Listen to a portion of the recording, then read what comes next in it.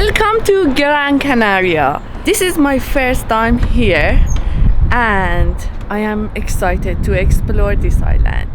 Today we are in the capital, but we have so many plans and we are going to different parts of this island. Actually, I am in Gran Canaria with the tourism board and other bloggers. This means that I get the chance to discover some of the hidden gems normally tourists don't go. Gran Canaria is one of the 8 Canary Islands in Spain. It is located off the northwestern coast of Africa in the Atlantic Ocean. Even though geographically it is closer to the African continent, it is classed as part of Europe. Perhaps most tourists travel to Gran Canaria for its beautiful sandy beaches. But this island with its diverse landscape, beautiful mountains, stunning coastline and delicious cuisine has much more to offer. To get here, you can fly from London or other major European cities, or you can take a ferry from mainland Spain or the nearby island of Tenerife.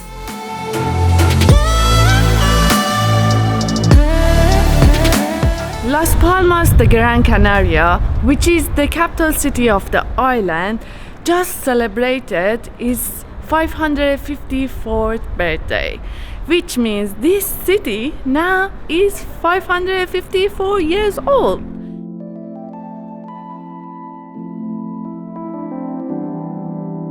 Las Palmas is the main city in Gran Canaria and it is the largest city in the Canary Islands. The main historic part of the old town of Las Palmas is here, Vegueta.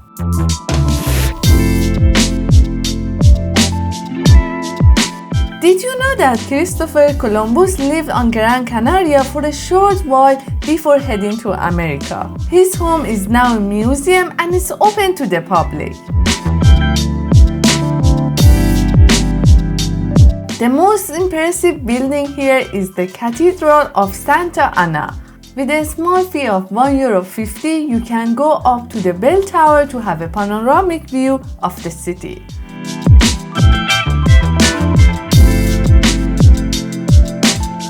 In front of the cathedral is a collection of bronze statues of dogs. No one really knows how they got here. Port that we have nowadays in the city is one of the most important ports in Spain. It's in the top 5. And when it was built in the 19th century, it was one of the reference, like one of the top ports in the middle of the Atlantic Ocean to go to the British colonies, to go to South Africa or to go to America from Europe. People came here to Gran Canaria first, so it was a very busy port.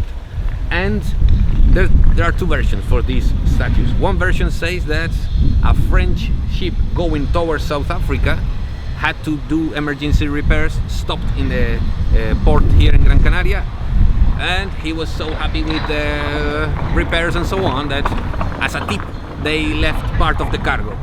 That is one version. The other story suggests that these statues were a gift from a wealthy British family to the town hall because they earned good money from the port.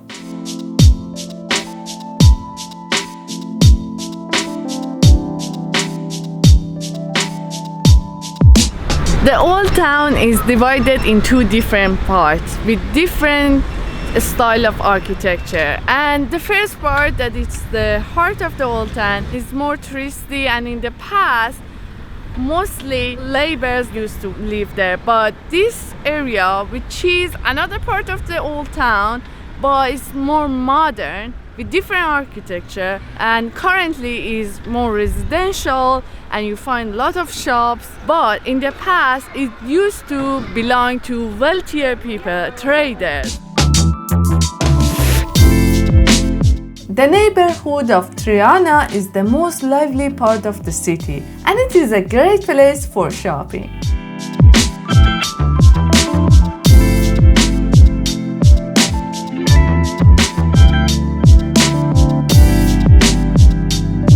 Here is Mercado de Puerto, which is port market and actually food market, and here we are going to have lunch. And since I don't like the taste of beer in general, I ordered tropical, which is the typical beer in Gran Canaria, but with lemon, with the taste of lemon. And I'm going to try it.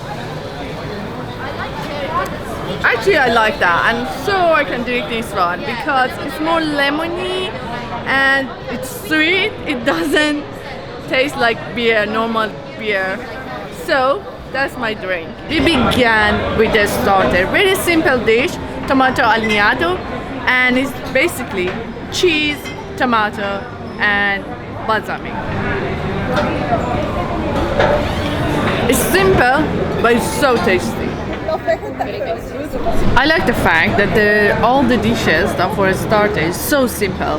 Like this one is basically only mushroom in olive oil and salt, and it tastes so good. The mushroom is so juicy, so tasty. I love it. This dish is croqueta and is suitable for vegetarian. It has some bechamel inside and it tastes so good and it's so creamy, crunchy outside, but creamy inside, so good. The fact is, like all the dishes that we order is great to share, and we can taste different dishes and different food, and it's great. Like it's like a tapas, but bigger tapas. So good.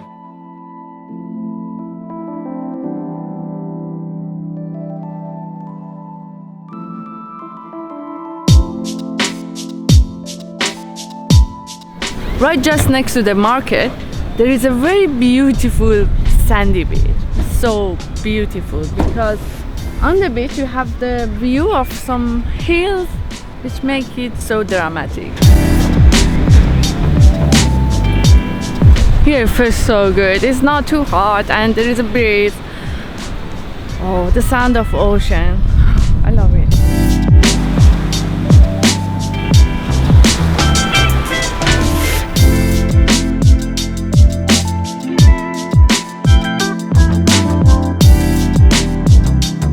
Basically, we drove all the way from the capital to the north, and we are staying in a really beautiful hotel. Actually, I have the ocean view in my room and it's beautiful, and here there is a fishing village with natural pool, and we are going to swim.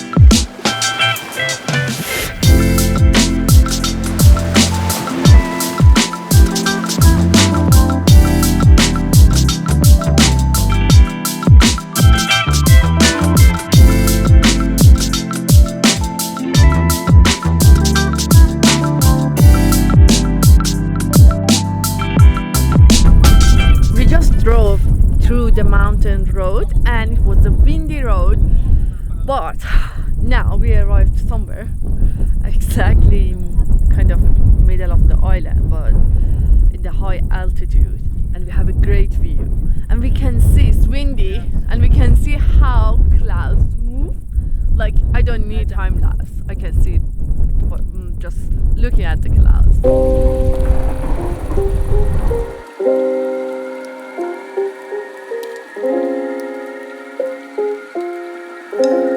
Not far from the viewpoint, there is a beautiful hotel called Parador Cruz de Tejeda, a perfect place for our lunch break. And this is the traditional dessert from this area in Gran Canaria, which is basically ice cream, but almond, honey, and egg. Let's try the ice cream. It tastes so different from other ice cream, but it's so good, it's so delicious, and I have a great view that makes it better, feel much better.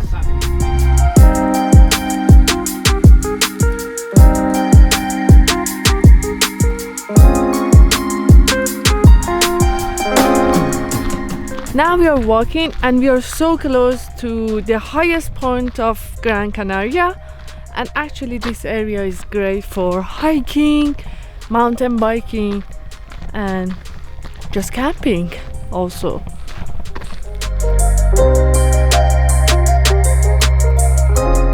Just right here, there is a campsite and it's not busy. Apparently, the peak season here for hiking and mountain biking is from October to April, and now it's June. And summertime is not a great place to hike, but now it's fine.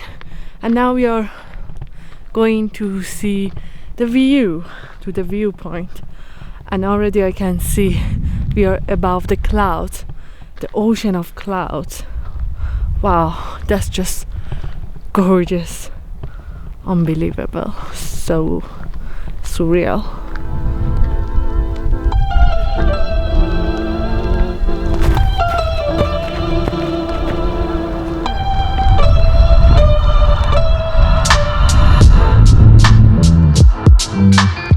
So what you see here is one of the biggest collapsed volcanic calderas in the world, and you have the view of some of the most iconic rocks on the island, which are Roque Nublo here to the left, then the Little Frog to the left of Roque Nublo, and in the middle of the big collapsed caldera you have Roque Mentaiga, which was an indigenous fortress and a sacred mountain. From here also I can see the highest peak in Spain, which is in Canary Islands.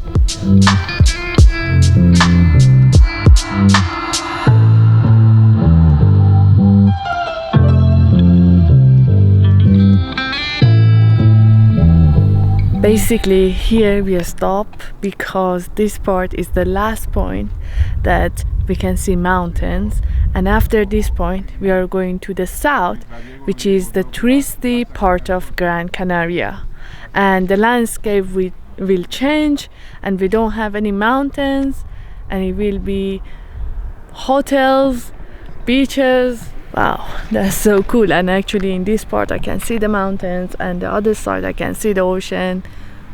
It's just cool.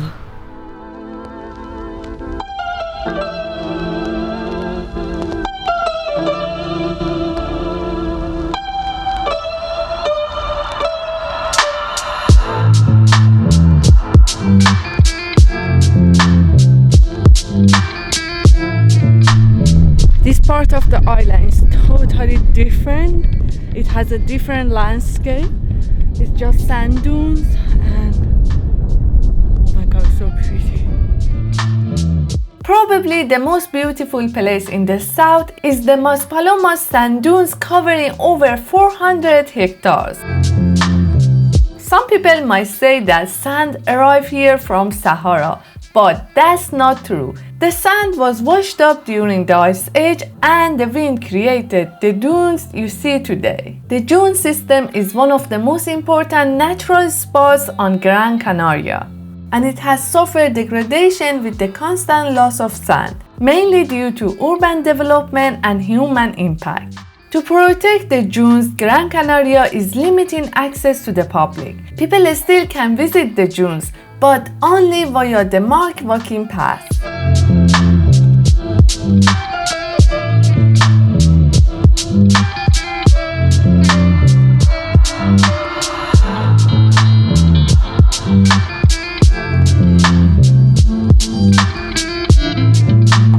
Here actually is the banana plantation, and they have 7,000 trees here, and we can see that after 1 year, when the tree just gave the fruit to people, they cut it because it's useless, and then the new tree just grow next to that, and basically they clone the tree to other trees for the next year, but not all of them can grow.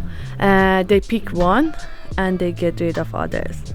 And because banana trees needs a lot of water, 40 liters per day, they can grow them in the north part of the island, because the south is suffering from the shortage of water.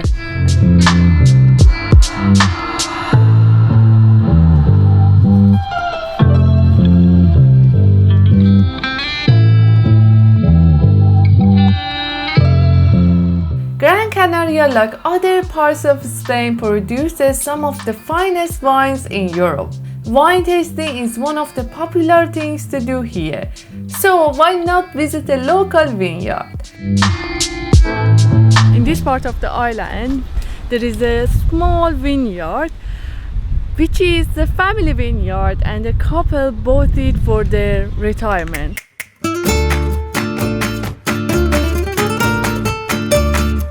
Agustín Cabrera. Felisa. ¿Cuántos Hace años? 52 años They've been together for 52 years. que somos parejas. Pareja no, marido y mujer, pero Marido y mujer 47.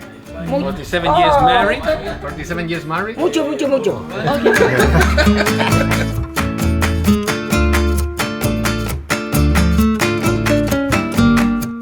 Couple, they started from very small little vineyard, and then they are trying to expand it, and right now they have orange trees, of course the vineyard, and they're accepting tours, but really a small private tours coming here for authentic experience. And they the family, they provide food for them. It means that it's like they have a guest, which is kind of unique experience you can have here. And now we are going to try their food.